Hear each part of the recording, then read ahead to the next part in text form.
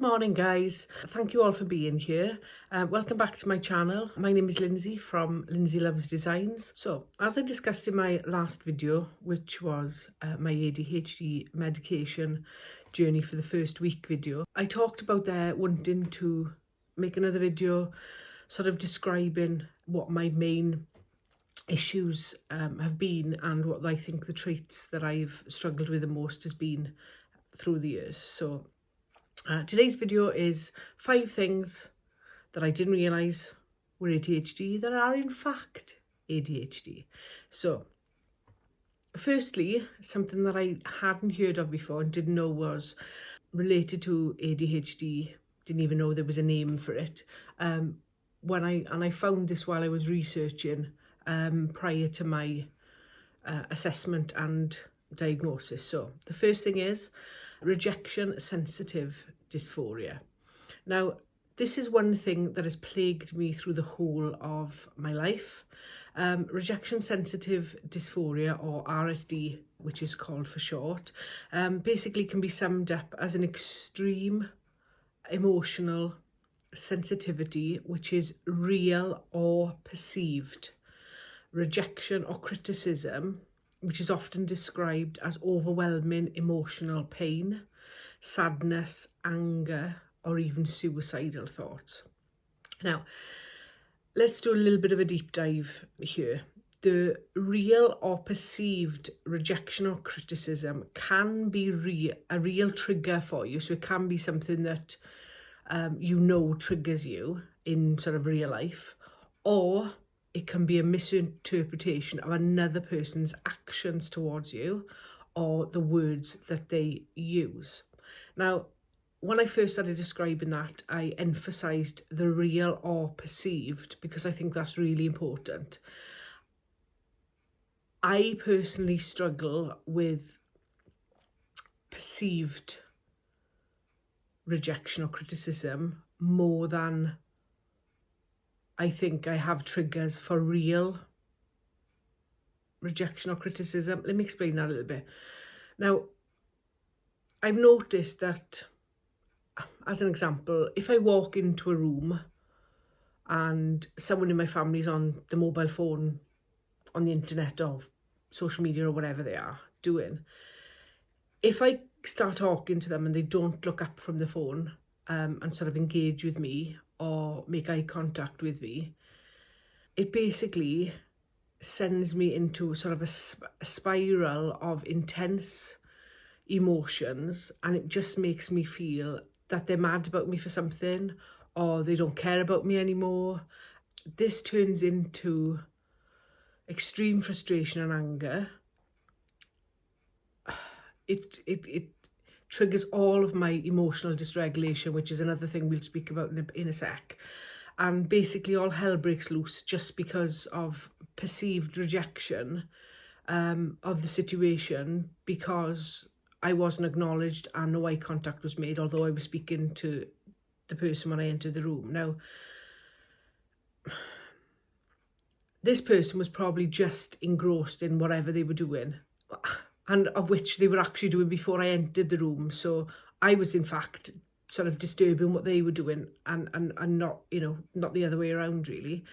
Sometimes after something like a situation like this has happened, I can sometimes see that the issue was perceived and not intentional. However, the majority of the time, most of the time, it has a massive sort of visceral feeling of, the only thing I can describe as sort of complete heartbreak and complete emotional overwhelm. I don't have any control over it,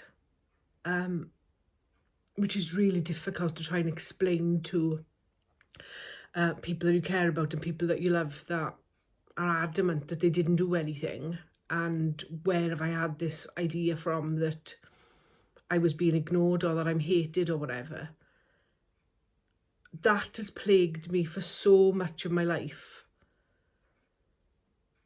but quietly for the majority of it. Another example, in work situations or with some of the family members that I don't actually live with, I leave conversations with them and interactions with them, phone calls with them, text messages exchange. Texts are like the worst thing because you can't read somebody's emotion behind a text message, especially if it's in sort of abbreviated form, or the grammar, the punctuation isn't great. For some reason, my brain always goes to sort of the negative option out of, do they mean this in this sense or do they mean it in another sense? Now, these exchanges and this RSD leaves me, completely exhausted, an emotional wreck, and this can last for like hours and even sometimes days after. I'm still sort of holding on to that feeling of basically people have got hatred for me. That's the only way I can describe it. I tell you what is funny though, us ADHDers are known for being able to sort of read the room, reading other people's sort of moods and picking up on non-verbal cues. And, you know, this is works at a complete disadvantage to us. The other thing that's just dawned on me, sorry, I went off on a tangent then because my brain was thinking about something else, but do any of you guys, when you sit down and watch a movie or a sort of a series, a thriller or a whodunit, and you sort of guess the ending or guess the bad guy really early on, like right at the beginning of the film, or 2 episodes in, or something bad's going to happen, then they look a bit strange, and the people that you're watching it with are like, where did you get that from? How did you work that out? And I can't answer it, but I know, and I'm usually correct. And basically I've given away sort of the ending to things before it's got anywhere near the end of anything. So sorry, going on again, ADHD, going off on a tangent. It's just, funny that these things have been happening for the whole of my life, and I didn't even know that they were a thing. I just thought I was good at guessing. Now I know why I'm so good at guessing and figuring out who the bad guy is at the end. Okay, back to topic, sorry. Trait number 2 is one of my major thing for me, is emotional dysregulation. Now, this is closely connected to RSD a lot of the time, for me anyway. However, there are times where I basically cannot control my emotions. And it's been described as having sort of some kind of like adult tantrum or meltdown. Excuse me. Emotional dysregulation, or ED, which is what it's known for short, is described as the inability to regulate the intensity and quality of emotions in response to stimuli. Now, it can manifest itself as intense or prolonged emotions and emotional reactions that are usually inappropriate for the situation that you find yourself in. Now, people with ED may have difficulty controlling impulse behaviours. They feel overwhelmed or have angry outbursts. These intense responses can make it difficult to manage work, relationships, school and daily life. Sorry, I'm just keep looking at my notes just because I just wanted to get the wording of that correct. I found it in one of the books I'm reading, so I just wanted to give a proper overview of how it's described in a sort of a medical sense, if you like. So with emotional dysregulation, let me just share you an example from my own life then. The way I try and describe it to people is like I am a bubbling pot that is constantly close to the limit of boiling over. I feel like my pot is so full of things, but it is usually something minuscule and tiny and irrelevant that will happen, that will literally push me over the edge, and the pot boils over and it's game over for my sort of sanity in that moment. big time. It's strange because it's as if I can deal with major, almost disasters happening in a calm sense and logically.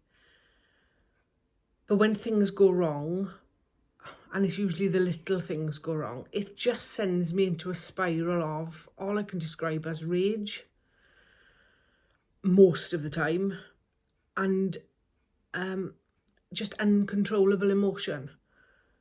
It's almost like the world has ended. It's all encompassing in my body. It's really hard to describe it, but when you're in it, it is like the worst thing that's happened to you, and you just don't know how to contain the emotion of it all. Now, it's like I see red. It's like complete rage. The things that come out of my mouth are horrendous. I say things that I don't mean. It's like I turn into a complete monster. On the flip side of that, though,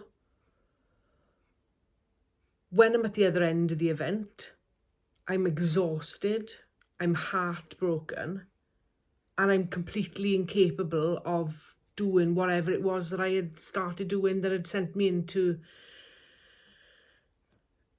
this sort of spiral. Having said that, it doesn't always present as anger with me. I would probably say 50-50% of the time. I'm just left in fits of uncontrollable crying. It's like I get extremely emotional, extreme sadness, and it's not just tears. I mean, I'm sobbing like a child, crying, sobbing, completely uncontrollably, and this can last for like hours on end. Again, an event like this can leave me completely exhausted and unable to function for hours or even days sometimes.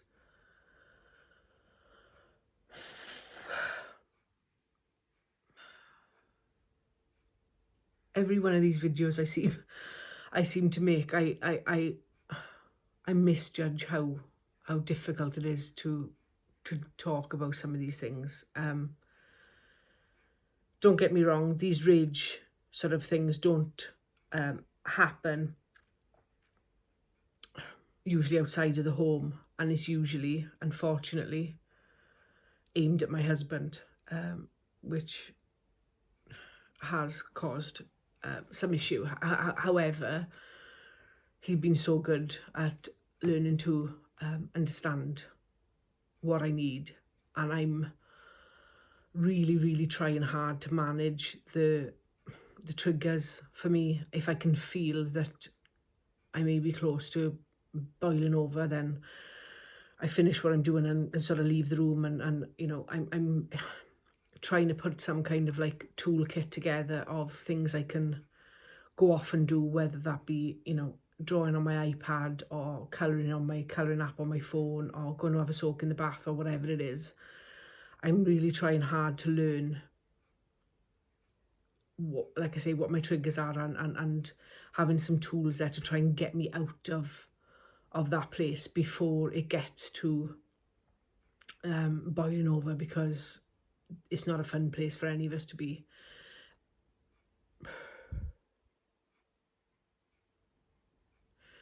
Admitting to yourself and to the world that there are struggles with what goes on in your mind on a daily basis is it's a lot to deal with and a lot to process. So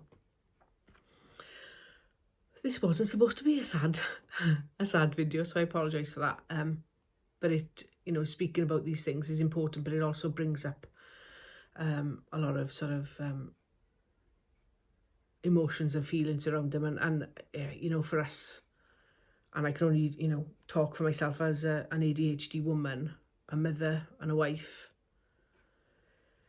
you know, how our behaviour and you know, what we do affects those around us, you know, and those people that we are trying to look after and care for the best that we can. The majority of it is hid from my child. But there is the odd occasion where a little bit of that comes out, and it's strange because it's almost as if I can control it a little bit better, because I don't want her to feel bad about the situation or overthink things, or think, you know, that she's done something wrong or she's to blame for how I feel. So anyway, going off on a tangent again. Next up, number 3 is executive dysfunction. Now, again, like the last one, I've got some notes just in front of me here. I just want to describe to you what the world's medical world's definition of executive dysfunction is, so that I don't get anything wrong in that. So again, I'd never really heard of this before. Executive function, yes, but not the dysfunction part. So I'll just read off here a sec. Executive dysfunction is defined as having difficulty with cognitive processes in the brain that control planning, organisation, focus and impulse control. It's not a disorder itself, but an underlying symptom of ADHD or result of brain injuries such as stroke or car accidents or those kinds of things where you've had a trauma to the brain. Symptoms can include trouble with time management, forgetfulness, poor organisation, difficulty starting tasks, impulsivity and struggles with adapting with changes. Now, I don't know about any of you guys who watch this, but I struggle with all of those things, all of them. Now, again, I didn't know that was an ADHD thing. I didn't know that all of those sort of things grouped together were a symptom or a trait of ADHD. Now, I'm the type of person that will go, look, I've always loved stationery. I've been extremely jealous this last few weeks of going with my daughter and purchasing and buying all of the things to go back to school. And sorry, excuse me, there's a lorry reversing up the street if you go there, hear the beeping. That's not one of my alarms. I've muted them for a second while I record this. But yeah, sorry, going back going off on a tangent again. So back to the point. I've been really jealous of all the stationery things. That's one thing that I always loved about the summer holidays and getting prepared to go back to school, was all of the different stationery options. And I mean, there are more options now than there was, I don't know, 40 years ago when I was in primary school. But I'm one of these people that think, you know, I'm a sucker for, you know, an Instagram or a Facebook ad where, you know, you see these wonderful journals or daily planners and, you know, this will fix your life and just get this and you'll be more organised. Look, I buy a planner at least once a month, maybe once every 6 weeks, and think to myself, right, this is the correct wording. These are the things I need it to include. Oh, excuse me, I got to scratch my throat. Just have some of my protein iced coffee. Yeah, this is what I need. And this planner now, this one out of all of the other 50 that I have, this will be the one that's going to change my life. And it's going to be all of my answers to all of my prayers of all of my organisational planning struggles. And this is going to change my life.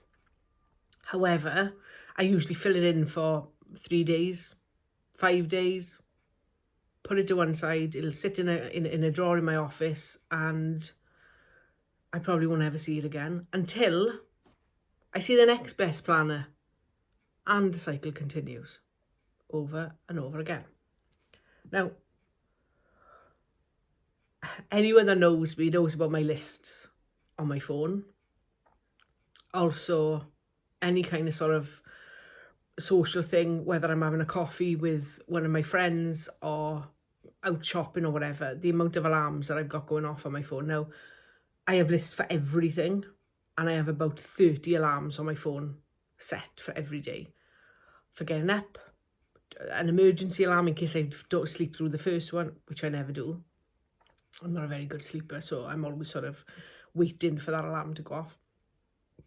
One's to get my child up from bed in the morning, for making her breakfast, for what time she needs to get dressed, and what time she needs to leave the door, medication alarms, alarms for me to remind me to drink something, alarms for me to eat something, to put a wash on, to get the wash out of the machine so it doesn't stink for days, to fold the laundry, all of the things, to start preparing tea, whatever it is. There is alarms for everything on my phone.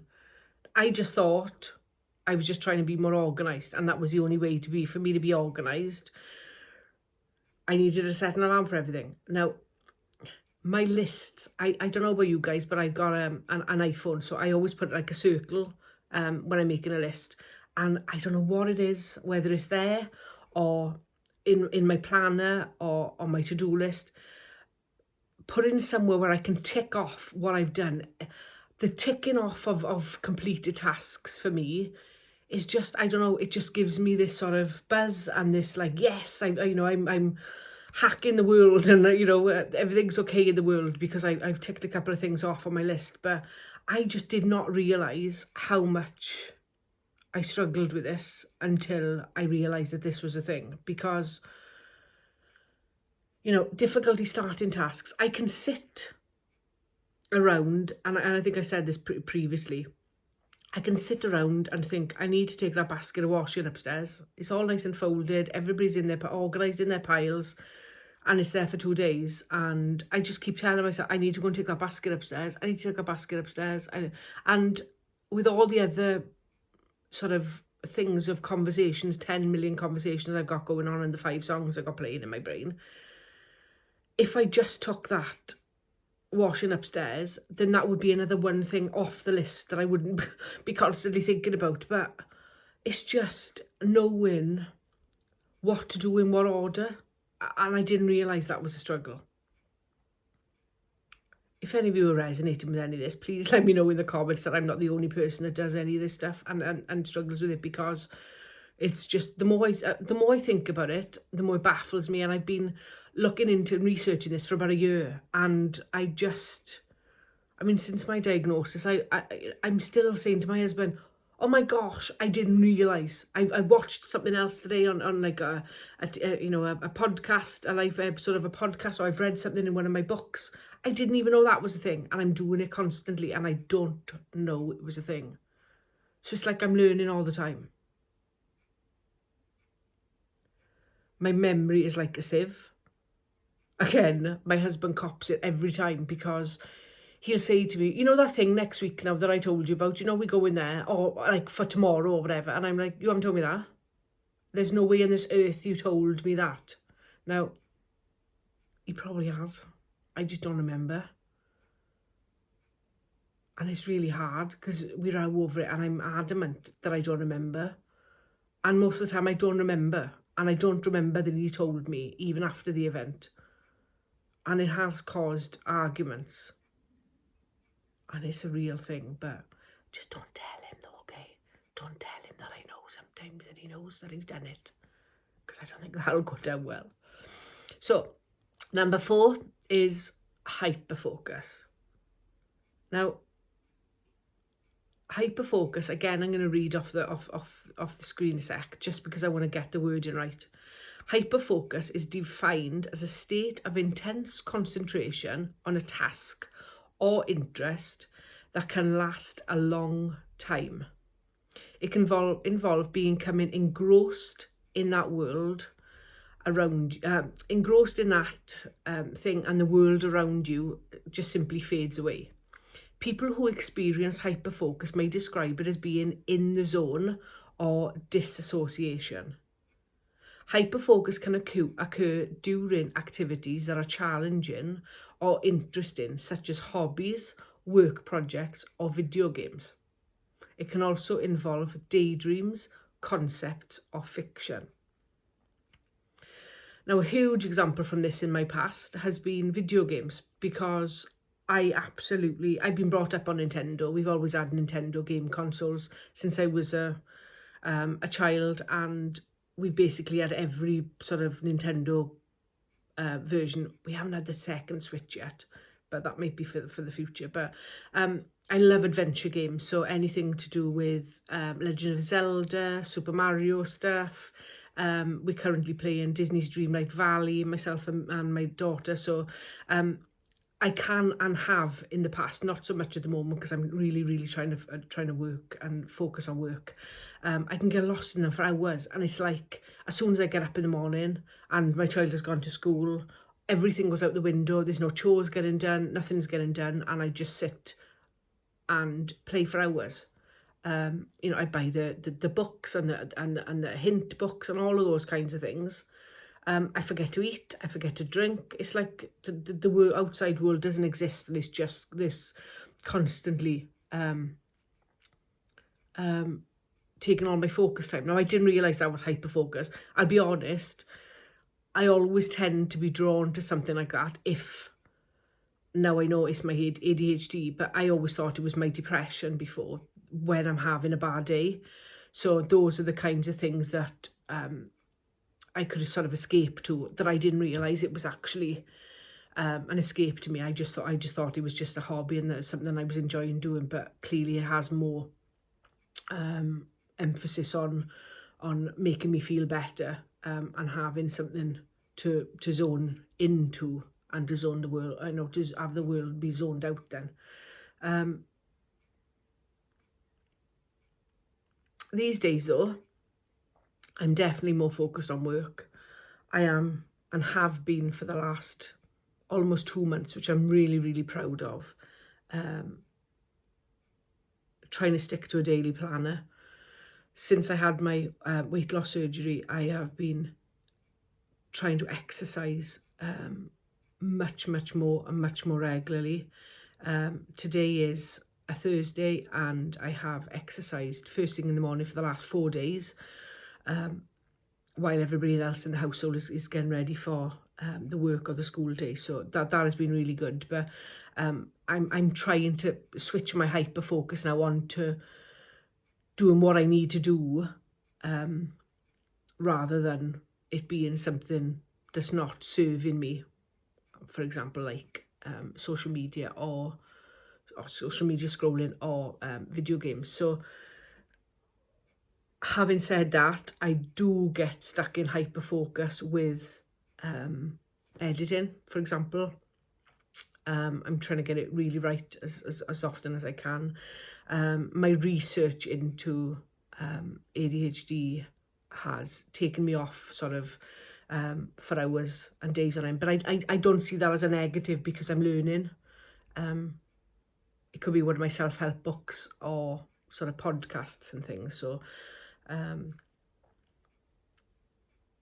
this is my need, I think, for lists and alarms, because my hyperfocus the majority of the time stops me from remembering and thinking about what I need to do for myself, even, like I said earlier, down to, drinking enough and, going to the toilet or whatever it could be, because I don't want to lose focus on where I am. So so those alarms are there just basically so I can look after myself a bit better during those hyper-focus times. So again, sorry.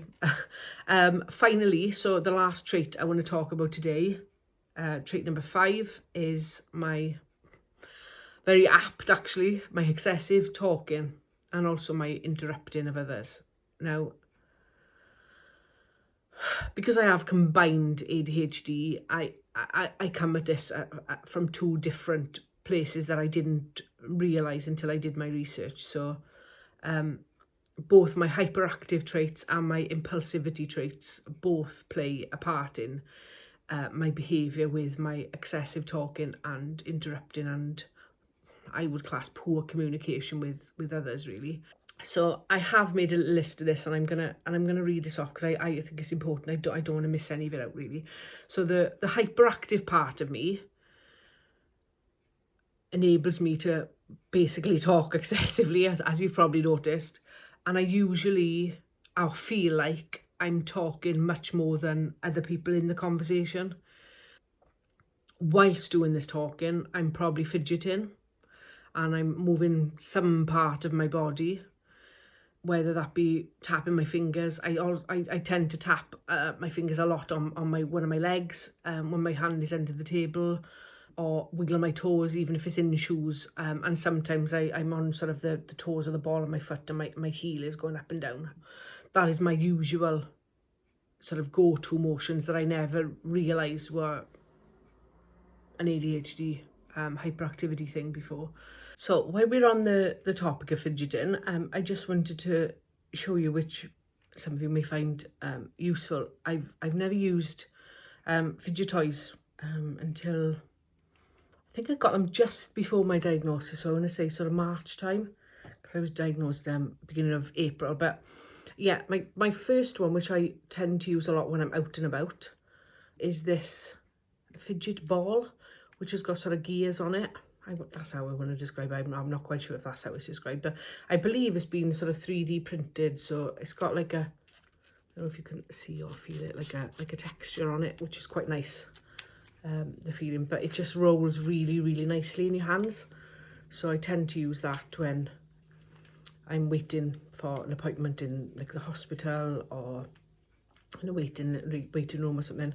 I don't do well, I think I've explained this before, with waiting and queuing. And yeah, I had a hospital appointment, I think it was last week, and I was something like 20 minutes early for the appointment, which is not unusual for me, because I'm always early for everything.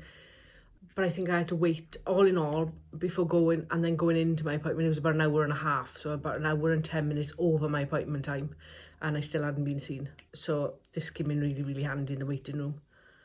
So yeah, oh, that's that. So that's the fidget gear ball.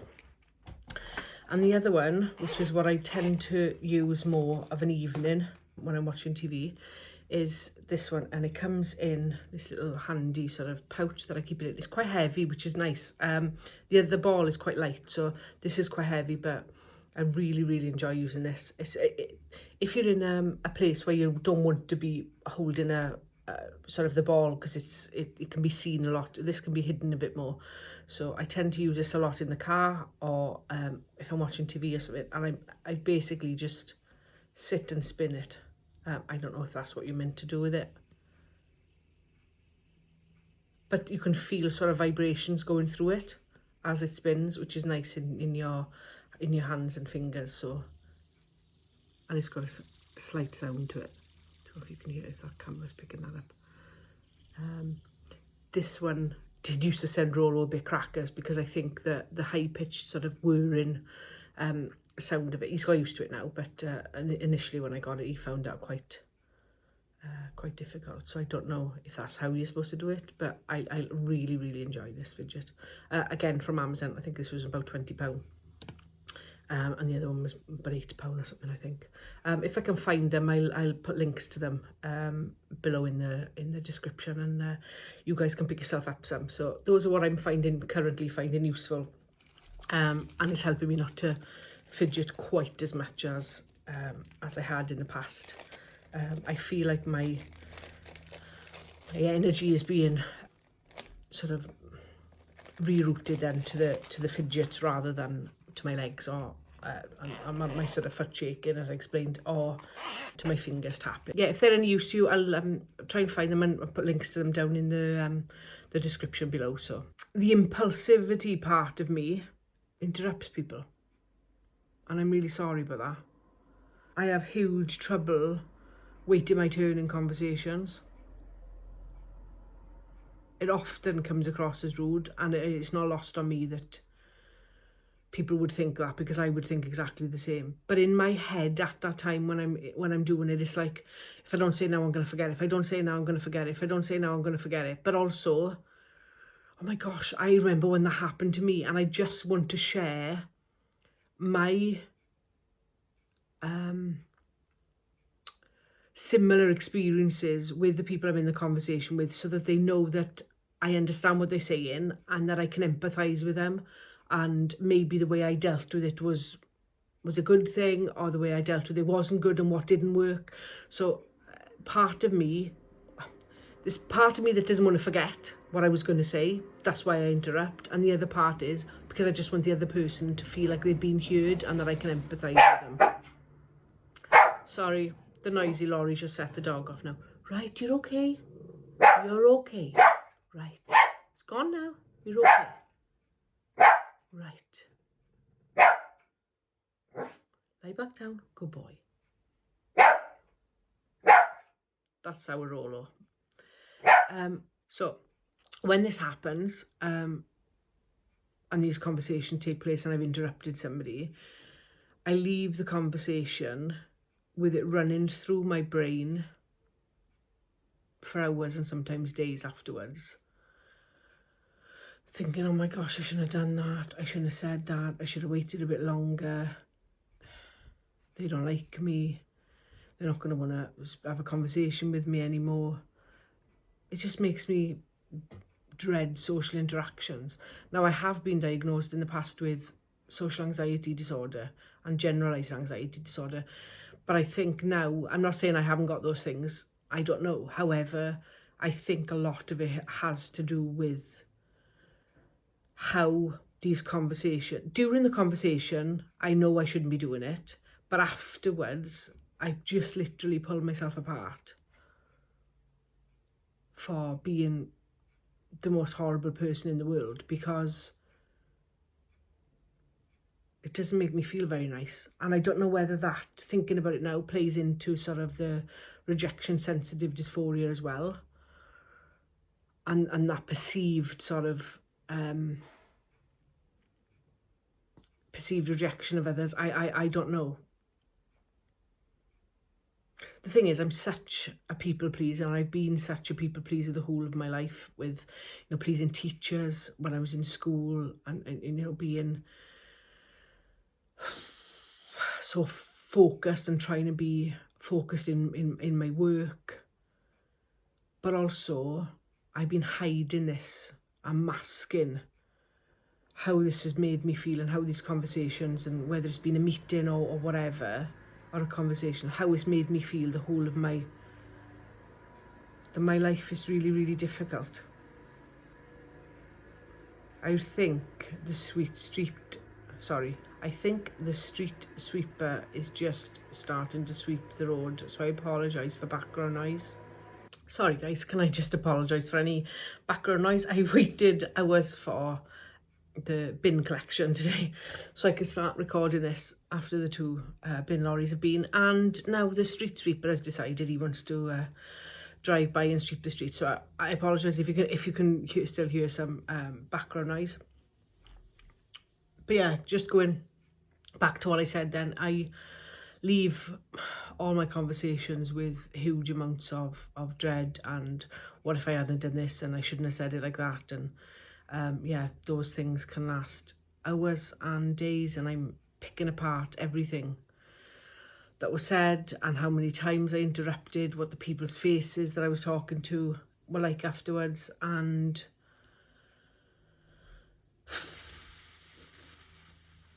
it's such a horrible feeling. I've been a people pleaser the whole of my life, and this has been a hindrance to me for the whole of my life. And I know I've done it before, and I know I've always done it, and I just didn't know why. It's affected everything: performance at school, at work, in my day-to-day life, and it's really had a massive effect on my self-worth and confidence, I think. So if you struggle with any of those, then you can relate, please leave a comment down below, and maybe, you know, if you've got any strategies that can maybe help with any of those things, then please just let me know. So that's the 5 things then that were traits of ADHD that I didn't know were ADHD. I have lots more. You guys probably do too. So if you'd like to, what I probably envisage doing for the future is maybe doing a few of these and picking out a handful of things for each video. Otherwise, it'll be extremely long if we were to discuss everything today. Also, if there are things that you can relate to in these 5 things that I may not have given examples of, please add those to the comments below as well, because I think it may be useful to other people that may not realise that that was a thing. That was a thing. So let me just grab Rolo a sec, because he wants to go out. Let me just pick him up and you can have a little see in. Because I don't think I've introduced him yet in any of my videos. Hello, handsome boy. He's mommy's puppy, see ya? The mama's Rolo, see yes. So yeah, just a really small disclaimer though. As I've said in every one of the videos that I've made with regard to either ADHD or my gastric bypass surgery, I'm no expert in any of this, so please do your own research on these topics and find your information from sort of doctors or experts in the field of ADHD. Don't, you know, always listen to things that you hear in these videos or on other social media platforms either, because not all information may be correct.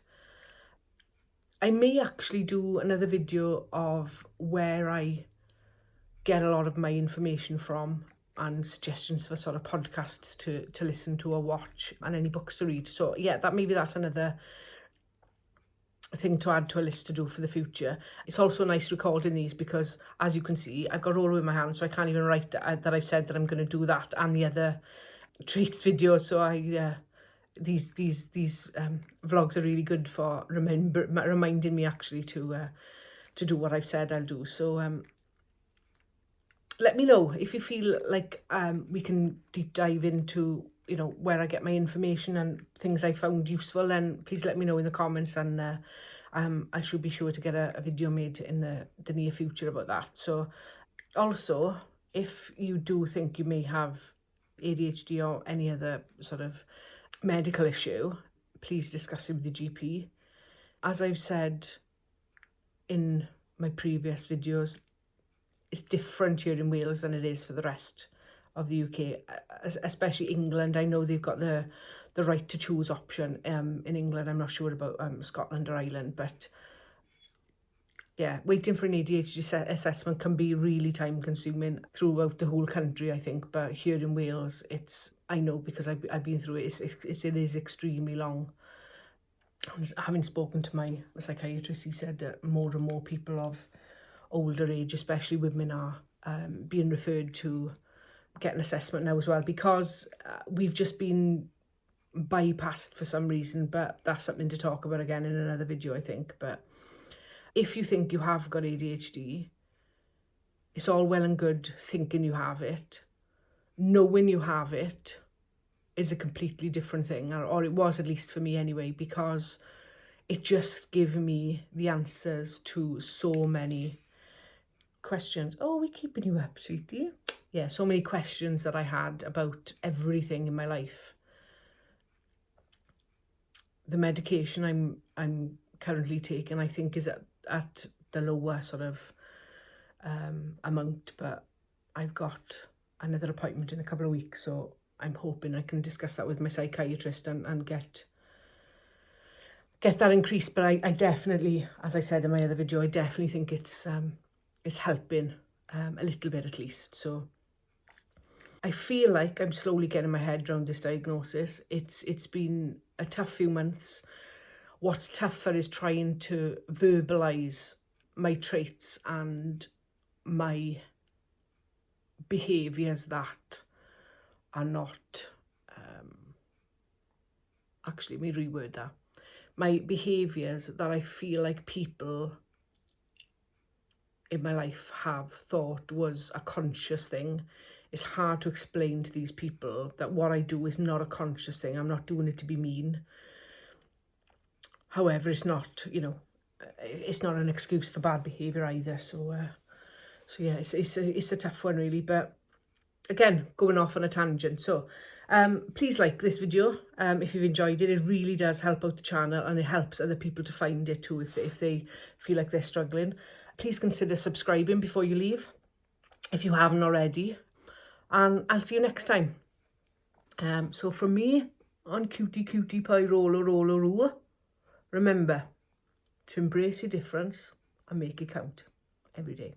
Thanks guys, I'll see you in the next one. Lots of love, bye.